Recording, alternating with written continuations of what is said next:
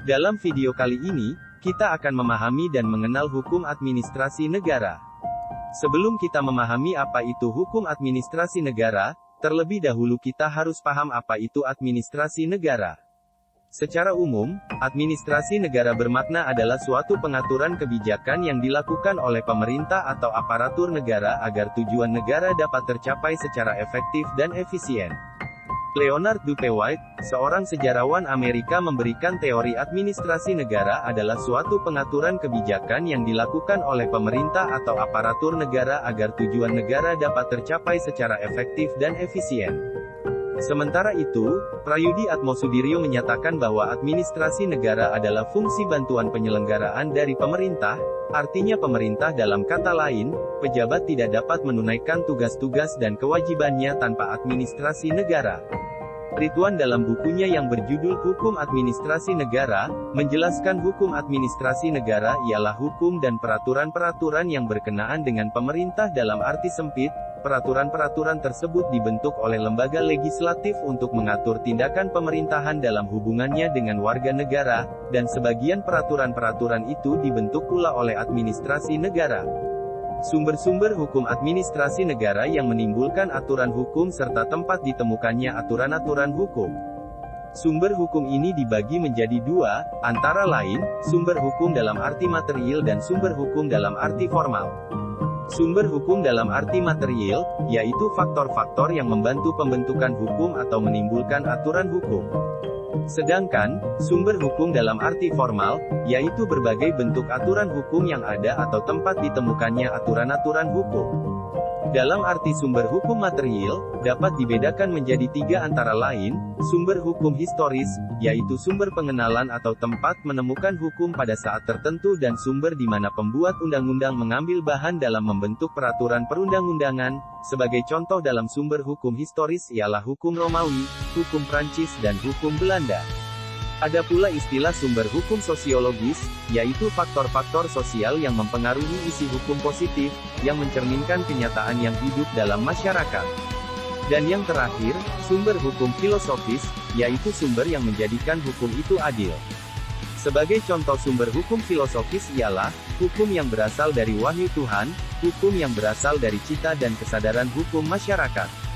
Di Indonesia, yang termasuk dalam sumber hukum material antara lain, Pancasila, jurisprudensi, hukum tidak tertulis, hukum internasional dan doktrin.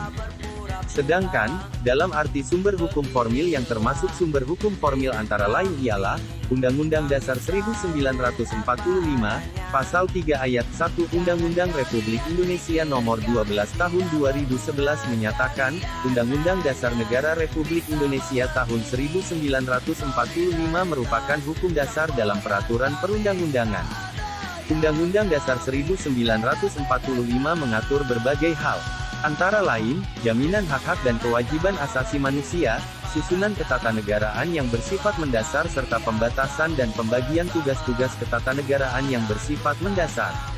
Ketetapan MPR, sebelum amandemen Undang-Undang Dasar Republik Indonesia tahun 1945, ketetapan MPR secara hierarki berada di bawah Undang-Undang Dasar Republik Indonesia tahun 1945 dan di atas Undang-Undang.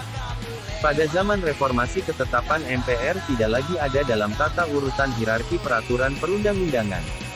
Tetapi sejak berlakunya UU RI Nomor 12 Tahun 2011, ketetapan MPR kembali secara hierarki ditempatkan di bawah Undang-Undang Dasar Republik Indonesia tahun 1945 dan di atas Undang-Undang atau Perpu.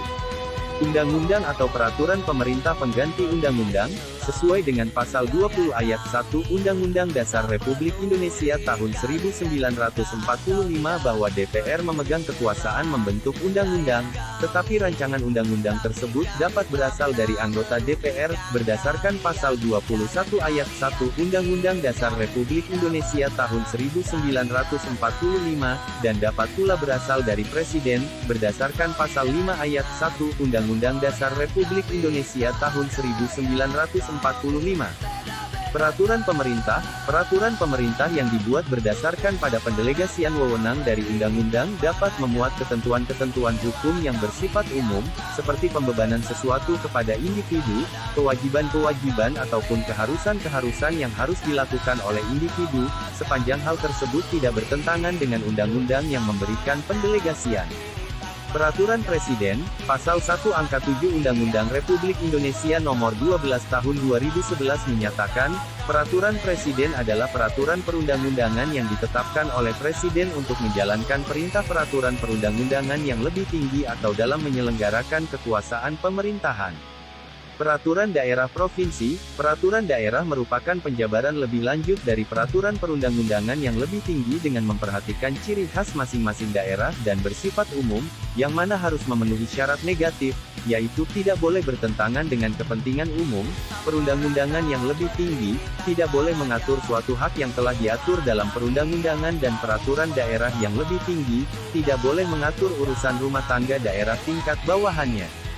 Peraturan daerah kabupaten atau kota, materi muatan peraturan daerah kabupaten kota sama dengan muatan materi peraturan daerah provinsi, yaitu berisi materi muatan dalam rangka penyelenggaraan otonomi daerah dan tugas pembantuan serta menampung kondisi khusus daerah kabupaten, kota dan atau penjabaran lebih lanjut dari peraturan perundang-undangan yang lebih tinggi. Terima kasih sudah menonton video ini. Jangan lupa like, komen, subscribe dan share video ini. Kita bertemu pada video selanjutnya. Sampai jumpa.